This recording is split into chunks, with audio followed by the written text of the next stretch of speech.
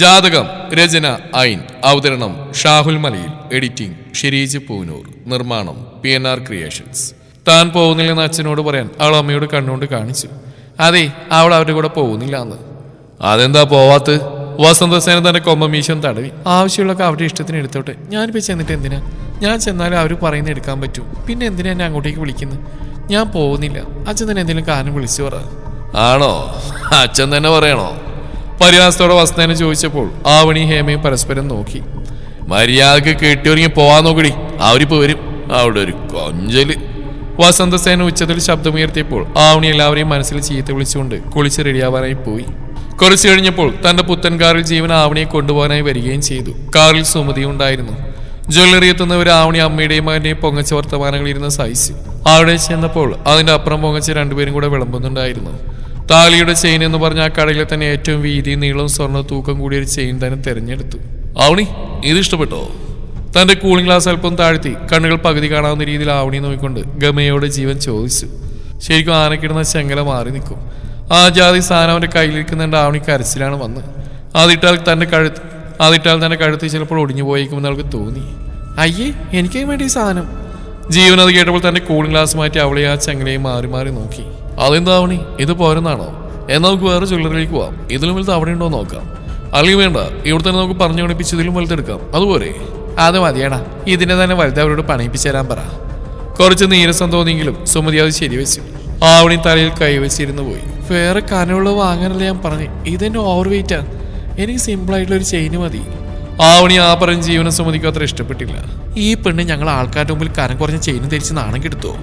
സുമതി ജീവനെ ഒന്ന് നീക്കി നിർത്തി. എടാ, ഇവളുമാരങ്ങനെ പലതും പറയും, നീ അത് തന്നെ വാങ്ങിയാൽ മതി. അവൾക്ക് വാങ്ങിച്ചു കൊടുക്കുന്നതായിട്ട് അത് നിന്റെ തന്നെയല്ലേ? കാനില്ലാത്ത മാലയ്ക്ക് വാങ്ങിയിട്ട് കൊടുത്താലേ കാണുന്നവർ എന്ത് വിചാരിക്കും? അമ്മ പറയുന്നതിൽ കാര്യമുണ്ടെന്ന് ജീവനും തോന്നി. ആവണി പിന്നെയും വേണ്ടെന്ന് പറഞ്ഞെങ്കിലും ആ ചെയിൻ തന്നെ അവർ സെലക്ട് ചെയ്തു. പിന്നെ അവളൊന്നിനും അഭിപ്രായം പറയാൻ നിന്നില്ല. അമ്മയുടെയും അവന്റെ ഇഷ്ടത്തിന് തന്നെ താലിയും വളയൊക്കെ തിരഞ്ഞെടുത്തു. അതെങ്ങനെയുണ്ടെന്ന് പോലും അവൾ പിന്നെ നോക്കാൻ നിന്നില്ല. അവരുടെ അന്തസ്സിനും അഭിമാനത്തിനും അല്പതരത്തിനുമൊക്കെ അനുസരിച്ച് ആ സാധനങ്ങൾക്കും കിലോ കണക്കിന് തൂക്കമുണ്ടാവുമെന്ന് അവൾക്കറിയാമായിരുന്നു. പിന്നെയും അമ്മയും മോനും അവളെയും കൂട്ടി എല്ലായിടത്തും നടന്ന് എന്തൊക്കെയോ ചപ്പ് ചവറുകൾ വാങ്ങി കൂട്ടുന്നുണ്ടായിരുന്നു. എല്ലാം കഴിഞ്ഞ് വീട്ടിലെത്തിയപ്പോഴേക്കും അവൾ വല്ലാതെ മടുത്തുപോയിരുന്നു. ഒരു ദിവസത്തിലെ കുറച്ച് സമയം പോലും ജീവനെ സഹിക്കാൻ കഴിയുന്നില്ല. ഇങ്ങനെയുള്ള ഒരാളെങ്ങനെ ജീവിതകാലം മുഴുവൻ സഹിക്കും? അവൾക്ക് തന്റെ മുന്നോട്ടുള്ള ജീവിതത്തെക്കുറിച്ച് അനിശ്ചിതത്വം തോന്നി. വൈദേഹി തറവാടിൽ കയറി അമ്മമ്മയോട് മേഘയെ പറ്റിയുള്ള കാര്യങ്ങൾ പറഞ്ഞു കൊടുക്കുകയായിരുന്നു. അമ്മമ്മേ, ആ കുട്ടിയെ പറ്റി ഞാൻ അന്വേഷിച്ചു. അതിന്റെ കല്യാണം ഉറപ്പിച്ചിട്ടില്ല. നമുക്ക് സിത്തുവിന് വേണ്ടി അവൾ ആലോചിക്കാം. അമ്മമ്മ തന്നെ മാമനോട് പറഞ്ഞ് സമ്മതിപ്പിക്കണം. തറവാട്ടമ്മ അവൾ പറയുന്ന കേട്ട് ആലോചനയോടെ ഇരുന്നു. സ്വർഗ്ഗലോകത്ത് അപ്സരസായാലും ശരി, നീ കാണിച്ചിരുന്ന ഒരു കുട്ടിയെ കെട്ടാൻ എന്റെ മോനെ കിട്ടില്ല. അതിന് നീ വേറെ ആളെ നോക്കിക്കോ. തറവാട്ടമ്മ കുടിക്കാനായി ചൂടുവെള്ളവുമായി മുറിയിലേക്ക് കയറി വന്ന രേണുക അവരുടെ സംഭാഷണം മുഴുവൻ കേട്ടുകൊണ്ട് കലിയോടെ പറഞ്ഞു. രേണുക പറഞ്ഞ വർത്തമാനത്തിന് നല്ല തിരിച്ചു പറയാൻ വൈദേഹിയുടെ നാവ് ധരിച്ചെങ്കിലും അവൾ പണിപ്പെട്ടത് അടക്കി വെച്ചു. ഇപ്പൊ എന്തെങ്കിലും താൻ പറഞ്ഞാൽ രേണുക അതിൽ കയറി പിടിക്കും. പണ്ടേ തന്നെ കണ്ടുകൂടാ, ഇപ്പൊ അതൊന്നുകൂടെ കൂടിയിട്ടുണ്ട്. അങ്ങോട്ടും ഇങ്ങോട്ടും പറഞ്ഞ് വഴക്കായാൽ പിന്നെ മേഘയുടെ കാര്യം പറഞ്ഞ് ഇങ്ങോട്ടേക്ക് വരാനും പറ്റില്ല. നീ എന്താണ് എന്നെ ഇങ്ങനെ നോക്കുന്നത്? എന്റെ മോനെ ഈ വിധാക്കിയതും പോരാ, ഇനി നീ പറയുന്ന കെട്ടിയെടുക്കണമെന്നോ? നടക്കില്ല വൈദേഹി. അങ്ങനെ എന്തെങ്കിലും ആഗ്രഹം ഉണ്ടെങ്കിലേ അതൊക്കെ മോൾ ഉള്ളിൽ തന്നെ അടക്കി ഒതുക്കി വെച്ചോ. വൈദേഹി തന്നെ കണ്ണുകളുരുട്ടി നോക്കുന്ന കണ്ടപ്പോൾ രേണുക കോപത്തോടെ പറഞ്ഞു. നിങ്ങളെന്താ എപ്പോഴും എന്നെ കാണുമ്പോൾ ഒരുമാതിരി ശത്രുക്കളോട് പെരുമാറുന്ന പോലെ? നിങ്ങളുടെ വർത്താനം കേട്ടാ ഞാൻ അവനെന്തോ കുഴി ചാടിക്കാൻ പോകുന്ന പോലെ തോന്നുമല്ലോ. ഒരു കല്യാണാലോചിച്ച് ഇത്ര വലിയ തെറ്റായി പോയോ? ഞങ്ങൾ പരസ്പരം വെറുത്ത് പിരിഞ്ഞവരല്ല. അവന്റെ ജീവൻ ആപത്തൊന്നും പറ്റണ്ടെന്ന് കരുതി എന്റെ നല്ല മനസ്സുകൊണ്ട് ഞാൻ ഒഴിഞ്ഞതാ. ഞാനീ പറയുന്നവർക്ക് വിശ്വസിക്കാൻ പറ്റുമെങ്കിൽ മാത്രം വിശ്വസിച്ചാൽ മതി. അറിഞ്ഞോ അറിയാതെ അവന്റെ വിഷമങ്ങൾക്ക് ഞാൻ കാരണമായെന്ന് മനസ്സിലാക്കിയോണ്ടാ ഒരു കുട്ടി അമ്പലത്തിൽ വെച്ച് കണ്ടപ്പോൾ അവൻ ആലോചിക്കാന്ന് വെച്ച്. നല്ലൊരു സുന്ദരി കുട്ടി, അവന് നന്നായിട്ട് ചേരും. അവന് കല്യാണം കഴിച്ച് കുടുംബമായിട്ട് ജീവിക്കുന്നതിനുള്ള കൊതിയുണ്ടാ ഞാൻ ഓടി വന്ന അമ്മമ്മയുടെ ഈ കാര്യങ്ങളെല്ലാം പറഞ്ഞ്. അപ്പോഴൊക്കെ കാര്യം മനസ്സിലാക്കി വെറുതെ അനാവശ്യം പറയാൻ നിൽക്കുക. അത്രയും പറഞ്ഞുകൊണ്ട് വൈദേഹി തന്നെ സാരി തുമ്പൊന്ന് ഒളിച്ചുകൊണ്ട് രേണയെ കടന്ന് മുറിക്ക് പുറത്തേക്ക് ഇറങ്ങി. അവൾ പറഞ്ഞതിൽ എന്തൊക്കെയോ കാര്യമുണ്ടെന്ന് തോന്നിയോണ്ടാവണം പിന്നെ അവളുമായി രേണുക വഴക്കൂടാനും നിന്നില്ല. അല്ലെങ്കിൽ അവൾ പറയുന്നത് ശരിയല്ലേ? അവന് ദോഷം വരുന്ന കാര്യമൊന്നുമല്ലല്ലോ പറഞ്ഞ്. ഒരു കല്യാണം കഴിക്കുന്ന കാര്യമല്ലേ? എത്ര നാളായി ഓരോ ആലോചനകൾ നോക്കുന്നു, ഒന്നും അങ്ങോട്ട് ശരിയാവുന്നില്ല. ഇറങ്ങാൻ നേരത്താണ് വൈദേഹി പൂമുഖത്തിരുന്ന് പത്രം വായിക്കുന്ന പരമേശ്വരനെ കണ്ടത്. താൻ അടുത്തുകൂടെ പോയിട്ടും പരമേശ്വരൻ മനഃപൂർവ്വം തന്നെ നോക്കാത്താണെന്ന് വൈദേഹിക്ക് മനസ്സിലായി. അന്നത്തെ സംഭവം കഴിഞ്ഞാൽ പിന്നെ നേരിട്ട് കണ്ടാൽ മിണ്ടാട്ടൊന്നുമില്ല. പരമേശ്വര മാമേ, വിനയത്തിന്റെ അങ്ങേയറ്റത്തു നിന്നും വൈദേഹി അയാളെ വിളിച്ചു. എന്തേ? കാഠിന്യമുള്ള ചോദ്യം. ആ കണ്ണുകളിൽ ഇപ്പോൾ പഴയ പോലെ സ്നേഹമോ അടുപ്പമോ ഒന്നും കാണുന്നേയില്ല. ഞാൻ അമ്മമ്മയുടെ ഒരു കാര്യം പറഞ്ഞിട്ടുണ്ട്. രേണുമായി ഇടഞ്ഞാ നിൽക്കുന്നത്. മാമക്ക് നല്ലതാണെന്ന് തോന്നുന്നുണ്ടെങ്കിൽ അതൊന്ന് ആലോചിക്കേ. എന്താ കാര്യം? പരമേശ്വരൻ ആകാംക്ഷയോടെ ചോദിച്ചപ്പോഴേക്കും വൈദ്യ അയാളോട് മറുപടി പറയാൻ പുറത്തേക്ക് പോയിരുന്നു. ന്യൂസ് പേപ്പർ മടക്കി വെച്ച് അകത്തേക്ക് ചെല്ലുമ്പോൾ കേൾക്കുന്നുണ്ടായിരുന്നു തറവാട്ടമ്മയുടെ മുറിയിൽ നിന്നും അമ്മയും ഭാര്യയും തമ്മിൽ ഉച്ചത്തിൽ എന്തോ പറയുന്നത്. എന്താ രേണു, എന്താ അവൾ പറഞ്ഞിട്ട് പോയത്? രേണുക കാര്യം പറഞ്ഞു. പരമേശ്വരന് ആദ്യം കേട്ടപ്പോൾ അത്രയ്ക്ക് താല്പര്യമൊന്നുമില്ല. കാരണം വൈദ്യയെ കൊണ്ടുവന്ന ആലോചന ആയതുകൊണ്ട് തന്നെ. പക്ഷെ തറവാട്ടമ്മ വൈദ്യയെ പറഞ്ഞ ആലോചനയ്ക്ക് വേണ്ടി വാശി പിടിച്ചുകൊണ്ടിരുന്നു. പരമേശ്വര, രേണുവിന് വലിയ താല്പര്യമൊന്നുമില്ല. നീ നിന്റെ പെണ്ണിന്റെ വാക്ക് കേൾക്കാൻ നിൽക്കല്ലേ. ഞാൻ കണ്ടത് ആ കുട്ടിയെ വൈദ്യയുടെ അത്രയ്ക്കൊന്നും എത്തില്ലെങ്കിലും നിലവിളക്ക് കത്തിച്ചു വെച്ച പോലെ ഐശ്വര്യമുള്ളൊരു പെൺകുട്ടി സിതുവിന് നന്നായിട്ട് ചേരും. അതിന് നേരത്തെ അതിൻ്റെ അപ്പച്ചിയുടെ മൗനായിട്ട് കല്യാണം പറഞ്ഞു വെച്ചതായിരുന്നു അത്രേ. പക്ഷെ എന്തോ കാരണം കൊണ്ട് അത് തെറ്റിപ്പോയിന്ന്. എല്ലാം ഒരു യോഗമാണ് നിന്റെ മനസ്സ് പറയുന്നു പരമേശ്വര. അതുകൊണ്ടാ അവിടെയുടെയൊക്കെ ഓരോന്നും സംഭവിച്ച്. പരമേശ്വരൻ എന്ത് ചെയ്യണമെന്ന് മട്ടിൽ രേണുകയെ നോക്കി. അവരുടെ മുഖത്തൊരു നിസ്സംഗ ഭാവമാണ്. എന്തായാലും കുഴപ്പമില്ലെന്ന് മട്ട്. ഇവരെവിടെയുള്ളവരാ? അവൾ അതുവല്ലം പറഞ്ഞു. നമ്മുടെ ശിവൻ ആ പെൺകുട്ടിയെയും വീട്ടുകാരെയും അറിയാം. നമ്മുടെ ബസ് ഓടിക്കുന്ന സുധാകരന്റെ മോളാണെന്നാ ശിവൻ പറഞ്ഞു. സുധാകരനോ? പരമേശ്വരൻ നിമിഷം ആലോചിച്ചു. സുധാകരൻ ആരാണെന്ന് ഓർമ്മയിൽ പരിധി, ആരാണെന്ന് പെട്ടെന്ന് ഓർമ്മ കിട്ടുന്നില്ല. എന്നാലും നമ്മുടെ ബസ് ഡ്രൈവറുടെ മോളാണെന്നൊക്കെ പറയുമ്പോൾ രേണുക്ക് അതിൽ ചെറിയൊരു താല്പര്യക്കുറവ് തോന്നി. അതിനിപ്പോ എന്താ, അവരെന്താ മനുഷ്യന്മാരല്ലേ? നല്ല തറവാടും കുടുംബമൊക്കെയാ.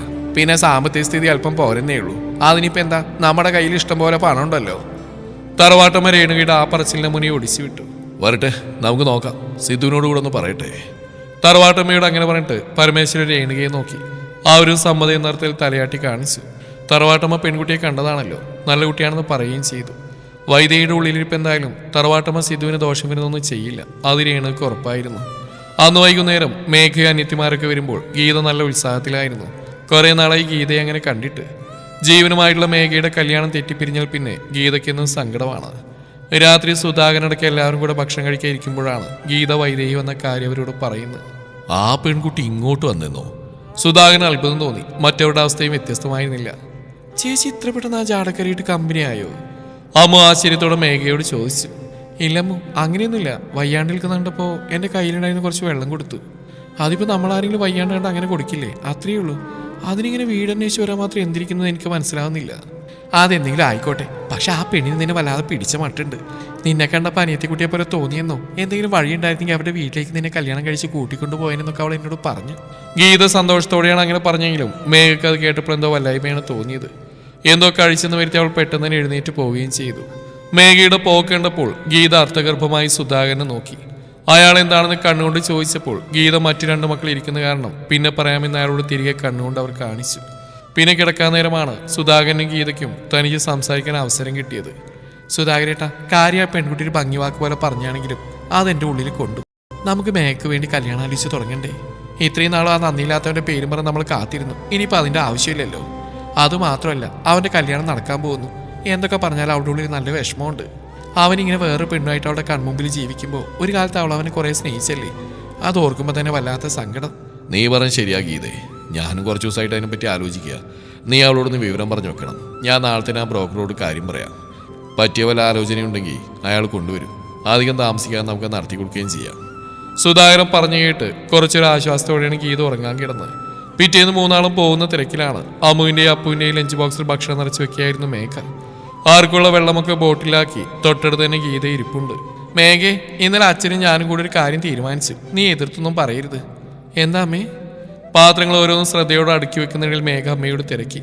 ഇത്ര നാൾ നമ്മൾ അവൻ്റെ വരവും കാത്തിരുന്നു. ഇനിയിപ്പോൾ എന്താ, നിന്റെ കല്യാണം കാണുന്ന ഞങ്ങൾക്ക് ആഗ്രഹമുണ്ട്. അതുകൊണ്ട് അച്ഛൻ കല്യാണം നോക്കി തുടങ്ങാൻ പോകുന്നു എന്ന് നിന്നോട് പറയാൻ പറഞ്ഞു. ഗീത ചുറ്റി വളഞ്ഞു വരുന്ന കണ്ടപ്പോൾ തന്നെ മേഘയ്ക്ക് കാര്യം മനസ്സിലായിരുന്നു. അമ്മയ്ക്ക് ഇതെന്താ, അവരുള്ള വാശി പുറത്താണ് ഈ പറയുന്നത്? അങ്ങനെയാണെങ്കിൽ വേണ്ട അമ്മേ. വെറുതെ വാശിയെടുക്കാൻ എനിക്ക് വേണ്ടി ആരും കല്യാണം ആലോചിക്കേണ്ട. അതുമാത്രമല്ല, അങ്ങനെ ഒരു കാര്യം ഇപ്പം എൻ്റെ മനസ്സിലേ ഇല്ല. പുറകിൽ നിന്ന് മറുപടിയൊന്നും വരാതെയായപ്പോൾ മേഘ അമ്മയെ തിരിഞ്ഞു നോക്കി. കരഞ്ഞുകൊണ്ട് കണ്ണു തുറക്കുകയാണ് ഗീത. അമ്മേ, ഇതെന്തിനപ്പം ഈ കരച്ചില്? വല്ലാത്തൊരു അസ്വസ്ഥതയോട് അവൾ ചോദിച്ചു. അമ്മ അങ്ങനെയൊന്നും പെട്ടെന്ന് കരയാത്ത ആളാണ്. എന്തു വന്നാലും കരയാതെ പിടിച്ചു നിൽക്കും. ഇതിപ്പോൾ അത്രയ്ക്ക് സങ്കടം തോന്നിയിട്ടാണ്. അമ്മ, ഞാൻ ഒന്നും ഉണ്ടായിട്ട് പറഞ്ഞല്ല. കല്യാണമാണ് നമുക്കിപ്പോൾ വലുത്. എന്നും കേക്ക് ഷോപ്പിൽ നിന്നാൽ പറ്റില്ലല്ലോ. എനിക്ക് സ്ഥിരമായിട്ടൊരു ജോലി വേണം. പിന്നെ പതുക്കെയൊക്കെ മതി കല്യാണം. അമ്മ ഇങ്ങനെ വിഷമിക്കൊന്നും വേണ്ട. അതൊക്കെ അതിൻ്റെ സമയത്ത് നടന്നോളൂ. ഗീത ഒന്നും മിണ്ടാ പുറത്തേക്ക് നോക്കിയിരുന്നു. അവൾ അമ്മയെ നന്നായിട്ടൊന്ന് നോക്കി. കുറച്ച് ദിവസം കൊണ്ട് അമ്മക്ക് വളരെ പ്രായമായതുപോലെ. ഉള്ളിലെ മാനസിക സംഘർഷം പുറത്തേക്ക് വെളിവായി കാണുന്നുണ്ട്. കൺതടങ്ങളൊക്കെ വല്ലാതെ കറുത്തിരിക്കുന്നു. അല്ലെങ്കിലും എടിപിടിയെന്നൊന്നും പറഞ്ഞ് കല്യാണം നടത്തില്ല മേഘേ. ഇപ്പൊ നോക്കി തുടങ്ങിയാലേ കുറച്ച് കഴിയുമ്പോഴേക്കും ആവുള്ളൂ. പക്ഷെ എനിക്കില്ലേ ഒരു മനസ്സ്. ആത്മാർത്ഥമായി തന്നെ സ്നേഹിച്ച് ചതിക്കാണെന്ന് അറിഞ്ഞിട്ട് മനസ്സിലൊരു മരവിപ്പ. ഇപ്പോഴും പഴയ ഓർമ്മകൾ പൂർണ്ണമായിട്ട് പറിച്ചു മാറ്റാൻ കഴിഞ്ഞിട്ടില്ല. ഇനി ഒരാൾ തനിക്ക് സ്നേഹിക്കാൻ കഴിയോ? നല്ലൊരു ഭാര്യയായിട്ട് ജീവിക്കാൻ കഴിയോ? ആശങ്കകളേറെയായിരുന്നു മേഘയ്ക്ക്. വീണ്ടും അമ്മ തന്നെ പ്രതീക്ഷയോടെ നോക്കുന്നു. അത് കാണുമ്പോൾ വല്ലാതെ തളർന്നു പോകുന്നു. നിങ്ങൾ അച്ഛനും അമ്മയും കൂടെ എന്തെങ്കിലും ചെയ്യും, എന്നോടൊന്നും ചോദിക്കേണ്ട. ഉള്ളിൽ നീർന്നുണ്ടെങ്കിലും കുറച്ച് പരിഭവത്തോടെ അവൾ അങ്ങനെ പറഞ്ഞപ്പോൾ ഗീതയുടെ മുഖം തെളിഞ്ഞു. തറവാട്ടമ്മയുടെ 75ാമത്തെ പിറന്നാൾ ബന്ധുക്കളൊക്കെ വിളിച്ച് ആഘോഷിക്കണമെന്ന് തറവാട്ടമ്മ ആഗ്രഹം പറഞ്ഞു. അതുപ്രകാരം അടുത്ത ബന്ധുക്കളൊക്കെ വിളിക്കായിരുന്നു പരമേശ്വരൻ. ഏട്ടാ, നമുക്ക് സിദ്ധുവിനോട് അവൾ പറഞ്ഞ കാര്യം പറയണ്ടേ? ഇനിയും വൈകിക്കണോ? വൈദേഹി വന്ന് കാര്യം പറഞ്ഞു പോയിട്ട് ദിവസം 2 കഴിഞ്ഞെങ്കിലും പരമേശ്വരന്റെ ഭാഗത്തുനിന്ന് അനക്കൊന്നില്ലാതായപ്പോൾ രേണുക അയാളൊന്ന് കാര്യം ഓർമ്മിപ്പിച്ചു. ഫോണിലൂടെ അവനോട് എടുത്തോ പിടിച്ചോ എന്ന മട്ടിൽ ഈ കാര്യം പറഞ്ഞാൽ ചിലപ്പോൾ അവൻ സമ്മതിക്കില്ല. വൈദേഹി കൊണ്ടുവന്നല്ലേ, ഉറപ്പായിട്ട് അവൻ മുടക്കം പറയും. എന്തായാലും അമ്മയുടെ പിറന്നാളിന് അവൻ വരുമല്ലോ, അപ്പോൾ നമുക്ക് പറഞ്ഞു വെക്കാം. നേരിട്ടാകുമ്പോൾ അമ്മ പെൺകുട്ടി കണ്ടെന്നൊക്കെ പറഞ്ഞാൽ അവൻ സമ്മതിച്ചേക്കും. അത് ശരിയാ, പക്ഷെ ശിവൻ പറഞ്ഞു വെച്ച് നോക്കുമ്പോൾ ഇപ്പോഴാ കുട്ടി കല്യാണം ശരിയായിട്ടില്ല. അപ്പം നമുക്ക് അവൻ വരുന്നതിന് മുമ്പ് ഒന്ന് പോയി ആ കുട്ടിയെ കണ്ടാലോ? കാര്യങ്ങളൊക്കെ നേരത്തെ തന്നെ ഒരു തീരുമാനമാക്കി വെക്കാലോ. എല്ലാം ഒത്തുവരികയാണെങ്കിൽ നമുക്ക് നടത്തുകയും ചെയ്യാം. ആരാണെന്നോ എന്താണെന്നോ ഒന്നും അറിയില്ലെങ്കിലും രേണുക്ക് വല്ലാത്ത ഉത്സാഹം തോന്നി തുടങ്ങിയിരുന്നു. അത് വേണ്ട രേണുകയെ, നമ്മൾ വെറുതെ ആ കുട്ടിയെ പോയി കണ്ട ആ വീട്ടുകാർക്ക് കാശ് കൊടുത്ത് പിന്നെ അവൻ വേണ്ടെന്ന് പറഞ്ഞാൽ എന്ത് ചെയ്യും? അതുകൊണ്ട് അവൻ വരട്ടെ. ഇനിയിപ്പോൾ അധിക ദിവസമില്ലല്ലോ, അവൻ തീരുമാനിക്കട്ടെ, എന്നിട്ട് നമുക്ക് പോകാം. ഇനി വെറുതെ ഒരു പെൺകുട്ടിയുടെ മോഹമായി വെക്കണ്ട. ഏത് വഴിക്കാണ് മറ്റേ പണിക്കർ പറഞ്ഞ പാപം വരുന്നതെന്ന് പറയാൻ പറ്റില്ല. പരമേശ്വരൻ പറയുന്നത് ശരിയാണെന്ന് രേണുക്ക് തോന്നി. എന്തായാലും സിദ്ധാർത്ഥ് വരട്ടെ എന്ന് അവർ തീരുമാനിച്ചു. ജോലി സ്ഥലത്ത് നല്ല തിരക്കായതിനാൽ പിറന്നാളിന് 3 ദിവസം മുമ്പ് മാത്രമേ സിദ്ധാർത്ഥിന് വരാൻ പറ്റിയുള്ളൂ. വന്നതും നല്ല തിരക്കിലേക്ക് തന്നെയായിരുന്നു. എന്നാൽ അവൻ വന്ന അന്ന് രാത്രിയിൽ തന്നെ രേണുകയും പരമേശ്വരനും അവനോട് കാര്യം അവതരിപ്പിച്ചു. വൈദേഹി കൊണ്ടുവന്ന ആലോചനയാണെന്ന് പറഞ്ഞപ്പോൾ തന്നെ പെൺകുട്ടി ഏതാണെന്നോ എവിടുത്തെയാണെന്നോ ഒന്നും തിരക്കാതെ കേട്ടവാതി കേൾക്കാത്ത വാതി സിദ്ധാർത്ഥ് ഈ ആലോചന നടക്കില്ലെന്ന് തീർത്തു പറഞ്ഞു കളഞ്ഞു. ഇതിപ്പോ ആകെ പുലിവാലായല്ലോ ഏട്ടാ. ആ കുട്ടിയെ കാണാൻ പോയിട്ട് അവന് ഇഷ്ടമായി എല്ലാം ശരിയായെങ്കിൽ മാത്രം അവനോട് പറഞ്ഞാൽ മതിയായിരുന്നു വൈദേഹി കൊണ്ടുവന്ന ആലോചനയാണെന്ന്. രാത്രിയിൽ കിടക്കുന്ന നേരത്തെ രേണുക പരമേശ്വരനോട് പരാതി പോലെ പറഞ്ഞുകൊണ്ടിരുന്നു. അയാളും അത് തന്നെയാണ് അപ്പോൾ ആലോചിച്ചുകൊണ്ടിരുന്നത്. ഇനിയിപ്പോൾ എന്ത് ചെയ്യാനാ? അവന് താല്പര്യമില്ലേ വേണ്ട, നമുക്ക് വേറെ എന്തെങ്കിലും നോക്കാം. ഇതിപ്പോൾ അവൻ നമ്മളോടുള്ള ഇഷ്ടം കൊണ്ട് ആ കല്യാണം കഴിക്കാൻ തന്നെ സമ്മതിച്ച്. ഇനി അവൻ ആവശ്യമില്ലാത്ത കാര്യങ്ങൾ പറഞ്ഞ് ബുദ്ധിമുട്ടിക്കാൻ എന്നെ കൊണ്ട് എന്തായാലും കഴിയില്ല. ഈ നാട്ടിൽ അവൾ കണ്ടുപിടിച്ചാൽ വേറെ പെൺകുട്ടികളുണ്ടാവുമല്ലോ. ഇതിപ്പോൾ അവളുടെ വാശിക്ക് അങ്ങനെ നിന്നോടിക്കേണ്ട കാര്യമില്ല. എന്തെങ്കിലുമൊക്കെ ആവട്ടെ, എല്ലാം വിധി പോലെ വരും. രേണുക അതും പറഞ്ഞൊരു നെടുവീർപ്പിട്ടു. അങ്ങനെ ആ കാര്യം രേണുക വിധിയുടെ തലയിൽ വെച്ചു കൊടുത്തെങ്കിലും തറവാട്ടമ്മയും വൈദ്യയും പറഞ്ഞു വെച്ച് നോക്കുമ്പോൾ നല്ലൊരു കുട്ടിയായിരുന്നു. ആ കുട്ടിയുമായിട്ട് സിദ്ധുവിന്റെ കല്യാണം നടന്നാൽ കൊള്ളാമെന്നും രേണുക്ക് ഉണ്ടായിരുന്നു. പിറ്റേന്ന് മുതൽ 7-ലേക്ക് ബന്ധുക്കളൊക്കെ എത്തിത്തുടങ്ങി. തറവാട്ടിലൊരു വലിയ പന്തലുയർന്നു. അടുത്ത ബന്ധുക്കൾ മാത്രമേ വിളിക്കുകയുള്ളൂ എന്ന് വിചാരിച്ചിരുന്നുവെങ്കിലും ഓരോരുത്തരെയായി ക്ഷണിച്ചു വന്നപ്പോൾ ആളുകൾ അധികമായി. രേണുകയുടെ വീട്ടിൽ നിന്ന് തലേ ദിവസം തന്നെ ആളുകളെത്തി. അച്ഛനും അമ്മയ്ക്ക് നേരത്തെ മരിച്ചുപോയ രേണുകയ്ക്ക് വീട്ടിൽ നിന്ന് വരാൻ ആംഗ്ലയും ഭാര്യയും മകനും മാത്രമേ ഉണ്ടായിരുന്നുള്ളൂ. രേണുകയുടെ ആംഗ്ലക്ക് ഒരേ ഒരു മകനാണ്. ഡിഗ്രി അവസാന വർഷ വിദ്യാർത്ഥിയായ നിരഞ്ജൻ. സിദ്ധുവുമായി നല്ല കൂട്ടാണ് നിരഞ്ജൻ. ജോലിക്കാരൊക്കെ ഉണ്ടെങ്കിലും ഓരോ മിനിക്കോണികൾ ചെയ്യാൻ സിദ്ധാർത്ഥിനൊപ്പം അവനും കൂടി. ഏട്ടാ, കേക്ക് ഏതാ ഓർഡർ ചെയ്തിട്ടുള്ളത്? ഒരു കസേരക്കാരിന്ന് സിദ്ധാർത്ഥ തറവാടിലെ ഫ്രണ്ടിന്റെ ചുമരിലായി കുഞ്ഞു കുഞ്ഞു അൽക്കുകൾ ഞാറ്റിയിടുമ്പോഴാണ് താഴെ നിരഞ്ജൻ ചോദിക്കുന്നു. കേക്കോ? ആ കേക്ക് ബർത്ത്ഡേ ആകുമ്പോൾ കേക്ക് വേണ്ടേ? അതല്ലേ മെയിന്. അമ്മമ്മ കേക്ക് മുറിക്കുമ്പോൾ നമുക്കെല്ലാവർക്കും ഹാപ്പി ബർത്ത്ഡേ പാടാം. ആരൊന്ന് കണ്ണിറുക്കി ആക്ഷൻ കാണിച്ചുകൊണ്ട് പറഞ്ഞു. ഷോ, ഞാനോ മറന്നു. ഇനി വേറെ ആരെങ്കിലും ഏൽപ്പിച്ചിട്ടുണ്ടോന്ന് അറിയില്ല, ഞാനൊന്ന് പോയി ചോദിച്ചോട്ടെ. കേക്കിന്റെ കാര്യമൊന്നും ആരും ശ്രദ്ധിക്കില്ലെന്നറിയാം. എന്നാലും സിദ്ധാർത്ഥ പരമേശ്വരനോട് പോയി ചോദിച്ചപ്പോൾ അയാളും കൈമലത്തി കാണിച്ചു. ഇതൊക്കെ നിങ്ങൾ പിള്ളേരല്ലേ ചെയ്യേണ്ടത്. സിദ്ധാർത്ഥ അപ്പോൾ തന്നെ കേക്ക് ഓർഡർ ചെയ്യാനായി പുറത്തേക്ക് ഇറങ്ങാൻ കാറിന്റെ കീ എടുത്ത് നടന്നു. താൻ നേരത്തെ ചെയ്തുകൊണ്ടിരിക്കുന്ന ജോലി നിരഞ്ജനെ ഏൽപ്പിക്കുകയും ചെയ്തു. അങ്ങോട്ടും ഇങ്ങോട്ടും നടക്കുമ്പോൾ ഇടയ്ക്ക് വൈദേഹി അവനെ കടന്നു പോകുന്നുണ്ട്. അറിയാതെയാണെങ്കിലും ഇടയ്ക്ക് അവളിലേക്ക് നോട്ടെത്തുന്നുമുണ്ട്. ഉള്ളിലൊരു കടലോളം വേദനയുമുണ്ട്. എന്നാലും അവൾ അവഗണിക്കാൻ അവനും പഠിച്ചു തുടങ്ങിയിരുന്നു. സിദ്ധു, നമ്മുടെ മാളിൽ ഒരു നല്ല കേക്ക് ഷോപ്പ് ഉണ്ട്, അവിടെ ഏൽപ്പിച്ചാൽ മതി. ഇറങ്ങാൻ നേരത്തെ പരമേശ്വരൻ സിദ്ധാർത്ഥിനെ ഓർമ്മിപ്പിച്ചു. ആ നേരം മാളിലേക്കാണ് പിന്നെ പോയത്. കേക്ക് ഷോപ്പ് അധികം തപ്പി തിരിഞ്ഞടക്കേണ്ടി വന്നില്ല. 2ാമത്തെ നിലയിൽ തന്നെ നല്ല ഭംഗിയുള്ള കേക്കിന്റെ ഫോട്ടോയൊക്കെയായി സിദ്ധാർത്ഥ അസ്നയുടെ സ്വീറ്റ് കേക്ക് ഷോപ്പ് കണ്ടു. ഗ്ലാസ് ഡോർ മേലെ തുറന്ന് ഉള്ളിലേക്ക് കയറിയപ്പോൾ AC-യുടെ തണുപ്പ് മേലെ അവനെ വന്ന് പൊതിഞ്ഞു. കൂടാതെ നല്ല സുഗന്ധവും ആകെ ഒരു പോസിറ്റീവ് ഫീൽ. കൗണ്ടറിൽ ഇരുന്നിരുന്ന് തട്ടമൊക്കെ ഇട്ട സ്ത്രീ അവനെ കണ്ടപ്പോൾ ഒന്ന് പുഞ്ചിരിച്ചു. അവനും തിരികെ ചിരിച്ചു. പരമേശ്വരൻ സാറിന്റെ മോനല്ലേ? അസ്നയ്ക്ക് സിദ്ധാർത്ഥനെ നേരത്തെ കണ്ട് പരിചയമുള്ള അവൾ ചോദിച്ചു. അതെ, അവനൊരു ചിരിയോടെ പറഞ്ഞു. ഡേറ്റ് ആയിട്ടില്ലല്ലോ. ഷോപ്പിന്റെ വാടക വാങ്ങിക്കാനാണ് സിദ്ധാർത്ഥ് വന്നതെന്ന് കരുതി പിന്നീടുള്ള കലണ്ടറിലേക്ക് നോക്കിക്കൊണ്ട് അസ്ന പറഞ്ഞു. അയ്യോ, ഞാൻ അതിനൊന്നല്ല, ഒരു കേക്ക് വേണമായിരുന്നു. സിദ്ധാർത്ഥ് അതും പറഞ്ഞ് ഉറക്കെ പൊട്ടിച്ചിരിച്ചപ്പോൾ അസ്നയ്ക്കാകെ ചമ്മല് തോന്നി. അയ്യോ സോറി, ഏത് ടൈപ്പ് കേക്കാ വേണ്ടേ? തന്റെ മുന്നിലുള്ള കേക്കുകൾ നിരത്തി വെച്ചിരിക്കുന്ന ഗ്ലാസ് വാള ചൂണ്ടിക്കാണിച്ചുകൊണ്ട് അസ്ന ചോദിച്ചു. സിദ്ധാർത്ഥ് അത് നോക്കി ഒരു നിമിഷം നിന്നുപോയി. നല്ല ഭംഗിയുള്ള കേക്കുകൾ. എനിക്ക് നാളെയാണ് വേണ്ടത്. അച്ഛമ്മയുടെ പിറന്നാളാ. അപ്പോൾ ഒരു ബർത്ത്ഡേ കേക്ക് നാളെ വേണം. ആണോ? അതിന്റെ കളറ് തീം അതൊക്കെ ഒന്ന് പറയാമോ? അപ്പൊ അതിനനുസരിച്ച് സെറ്റ് ചെയ്യാം. ഹാസ്ന പറഞ്ഞപ്പോൾ സിദ്ധാർത്ഥം മിഴിച്ചു നിന്നു. എനിക്കതിനെ പറ്റി വലിയ ഐഡിയ ഒന്നുമില്ല. നിങ്ങളുടെ ഐഡിയ പോലെ ചെയ്താൽ മതി. ആണോ? എന്ന് ഞാനിവിടെ ഒരു കുട്ടിയുണ്ട്, ആൾ വിളിക്കാം. അവൾ കാണിച്ചു തരും. അതിൽ ഇഷ്ടമുള്ള സെലക്ട് ചെയ്താൽ അതുപോലെ ചെയ്തു തരും. ഷോപ്പിന്റെ ഉള്ളിലെ ചെറിയ ഡോർ ഹാസ്ന അപ്പുറത്തേക്ക് പോയി. വരുമ്പോൾ ഒരു പെൺകുട്ടി ഹാസ്നയുടെ കൂടെ ഉണ്ടായിരുന്നു. ആ മേഘ. അവൾ അടുത്ത് വന്നപ്പോൾ സിദ്ധാർത്ഥ പരിചയപാതത്തിൽ അവളോട് ചിരിച്ചു. മേഘയെ അപ്പോഴാണ് സിദ്ധാർത്ഥിനെ ശ്രദ്ധിക്കുന്നത്. ആ ചേട്ടനായിരുന്നോ? നിങ്ങൾ രണ്ടുപേരും നേരത്തെ അറിയോ? രണ്ടാളുടെയും ചോദ്യം പറച്ചിലും കേട്ട് ഹാസ്ന ചോദിച്ചു. അന്നത്തെ ആക്സിഡന്റ് സംഭവമില്ലേ, ആ ചേട്ടനാ ഇത്? ആണോ? ഹാസ്ന സിദ്ധാർത്ഥിനെ ചിരിയോട് നോക്കിയപ്പോൾ അവന് ചെറിയൊരു ജാള്യത തോന്നി. പിന്നെ സിദ്ധാർത്ഥും മേഘയും കേക്കിന്റെ കാര്യങ്ങൾ സംസാരിച്ചു. ആൾ തന്നെ മൊബൈലിൽ കുറച്ച് ഫോട്ടോസൊക്കെ അവന് കാണിച്ചു കൊടുത്തു. അതിൽ ഇഷ്ടമുള്ളത് നോക്കി 10 കിലോളം വരുന്ന ഒരു 4 ടയർ കേക്ക് സിദ്ധാർത്ഥ് സെലക്ട് ചെയ്തു. അപ്പോൾ തന്നെ അഡ്വാൻസും കൊടുത്തു. അവിടെയുള്ളതിൽ നിന്ന് ഒരു ചെറിയ കേക്ക് അവൻ വെറുതെ കഴിച്ചു നോക്കാണെന്ന് പറഞ്ഞ് വാങ്ങിക്കുകയും ചെയ്തു. പിന്നെ നാളെ കേക്ക് വാങ്ങിക്കാൻ വരുന്ന സമയം പറഞ്ഞ് അവിടുന്ന് അവൻ ഇറങ്ങി. തുടരും ഈ കഥയുടെ ബാക്കി ഭാഗം നാളെ ഇതേ സമയം.